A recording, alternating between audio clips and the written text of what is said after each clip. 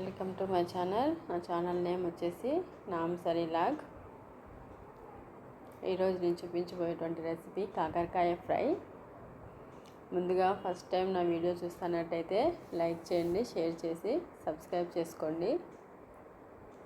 ఇలాగా నేను కాకరకాయ ఫ్రై ఈరోజు ఇలాగా చేశాను చూడండి. ముందుగా ఇలాగ రెడీ చేసుకోవాలంటే మనము ముఖ్యంగా కాకరకాయని కట్ చేసుకోవడంలో ఉంటుంది. కాకరకాయని ఎంత పలుచగా వస్తే అంత పలుచగా కట్ చేసుకోవాలి. అప్పుడే మనకి కాకరకాయ ఫ్రై బాగుంటుంది, అలాగే తినడానికి కూడా టేస్ట్గానే బాగుంటుంది. నేను ఒక 250 గ్రామ్స్ తీసుకున్నాను కాకరకాయ. 250 గ్రామ్స్ ఇలాగ చిన్నగా చూడండి, చాలా పలుచగా కట్ చేసుకున్నాను. నాకు కత్తితో కట్ చేసేకి రాదండి, అందుకే నేను కత్తిపీటతో కట్ చేసుకున్నాను. అలాగే ఒకటి రెడ్గా అయింది చూడండి కదా, రెడ్గా అయిండేటువంటిది లోపల విత్తనాలు తీసేసుకున్నాను. మిగతా వాటికైతే విత్తనాలు అలాగే ఉంచుకున్నా, ఎందుకంటే ఇది పండుగ అయినటువంటిది. మనం అలాగే వేసుకుంటే మన ప్యాన్కి అతుక్కుపోతుంది, అందుకోసం అది మాత్రమే సపరేట్ చేసి మొత్తం విత్తనాలతో సహా అలాగే వేసేసుకున్నా. ఇప్పుడు ముందుగా మనము ఒక ప్యాన్ పెట్టుకొని కడాయి పెట్టుకొని అందులోకి 1 స్పూను మినపప్పు, శనగపప్పు దోరగా వేయించుకోవాలి. లో ఫ్లేమ్లోనే దోరగా వేయించుకోవాలి. మనం ఇందులోకి ఎటువంటి మసాలాలు అయితే వేయట్లేదు, మసాలాలు వేయకుండా చేస్తాను ఫ్రై. మీకు కారం యాక్చువల్గా మీకు కాకరకాయ అంటేనే చేదు ఎక్కువగా ఉంటుంది కదా, ఒకవేళ మీకు చేదు వద్దు అనుకుంటే మజ్జిగలోకి ఒక 2 నిమిషాలు మజ్జిగలోకి వేసామంటే కాకరకాయ పూర్తిగా చేదు అనేది వెళ్ళిపోతుంది. కానీ కొద్దిగా అయినా చేదు ఉంటేనే మన బాడీకి కదా, అప్పుడప్పుడు మనం ఎప్పుడో ఒకసారి తీసుకుంటా ఉంటాం కాబట్టి నేనైతే మజ్జిగలోకి కానీ వేయలేదు, డైరెక్ట్గానే వేసేసుకుంటాను. మీకు చేదు ఎక్కువగా తినలేమనే వాళ్ళు అలాగే వేసుకోండి. ఇప్పుడు ఇందులోకి నేను వేసుకునేటువంటివి శనగపప్పు, మినపప్పు వేసుకున్నాను. అలాగే కొద్దిగా ధనియాలు ఒక 10-20 అంతవరకు వేసుకున్నా.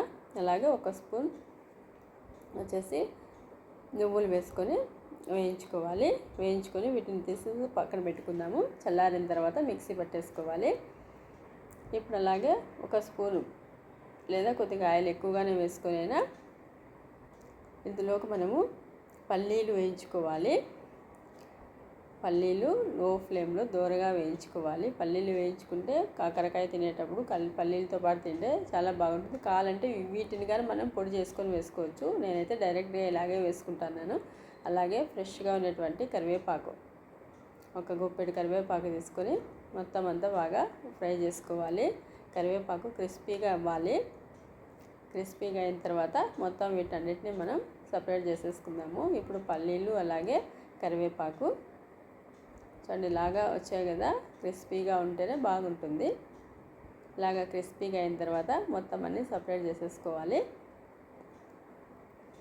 సపరేట్ చేసేసుకొని ఒక ప్లేట్కి తీసేసుకుంటాను. మనం ముందుగా రెడీ చేసుకునేటువంటివి మినపప్పు, శనగపప్పు వేయించుకున్నాం కదా, వాటిని మాత్రం మిక్సీ పట్టుకొని పొడిగా రెడీ చేసుకోవాలి.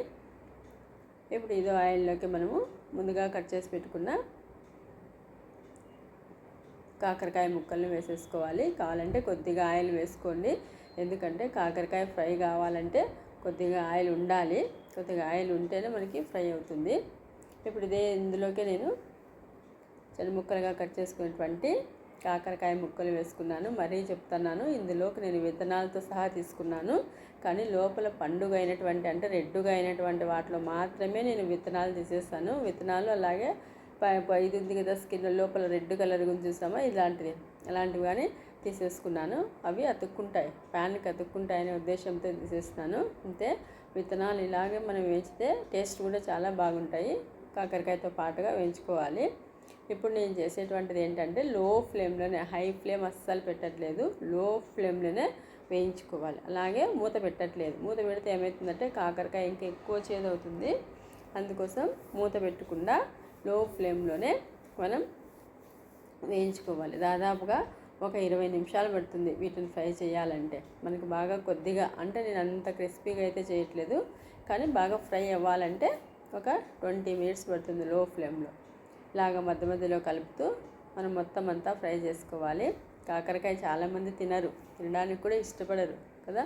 ఇలాగ చేసి పెట్టండి, ప్రతి ఒక్కరూ తినడానికి ఇష్టపడతారు. అస్సలు మనం ఇలాగ చేస్తే ఇంత పలుచగా కట్ చేసుకున్నామంటే చేదు కూడా ఉండదు.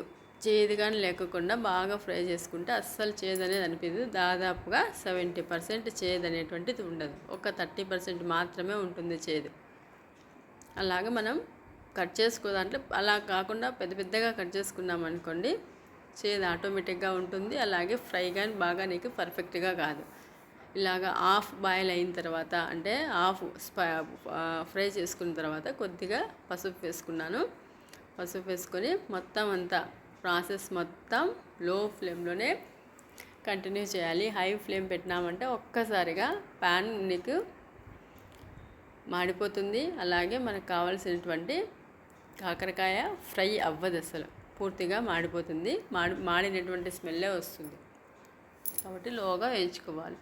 మనం అలా కాకుండా మామూలుగా పూరీ చేసుకున్నట్టుగా ఫ్రై చేసుకున్నామనుకో 5 నిమిషాల్లో అయిపోతుంది కదా. కానీ ఎక్కువ ఆయిల్ తీసుకుంటాం కాబట్టి అలా కాకుండా మనం లో ఫ్లేమ్లో కొద్దిగా ఆయిల్ వేసుకొని ఇలాగ ఫ్రై చేసేసుకుంటే బాగుంటుంది. చూడండి, ఈ రకంగా ఫ్రై అయింది కదా. ఇంకా బాగా ఫ్రై అవ్వాలి. డయాబెటీస్ వాళ్ళకి చేదు తగిలితే షుగర్ లెవెల్ కంట్రోల్ అవుతుంది అంటారు కదా.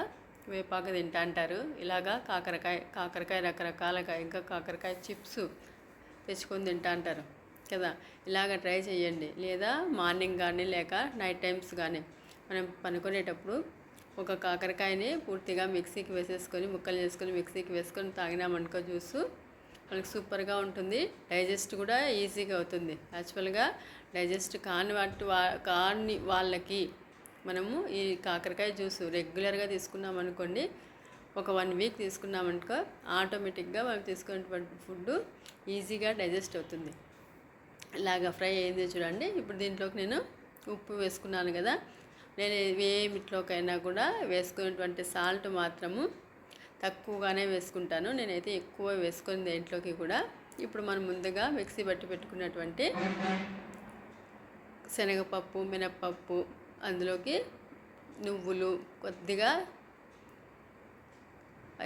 ధనియాలు వేసుకున్నాను. అలాగే ఇందులోకి వెల్లుల్లి కానీ వేసుకున్నాను. వెల్లుల్లి దాదాపుగా కొద్దిగా ఎక్కువగానే వేసుకున్నాను.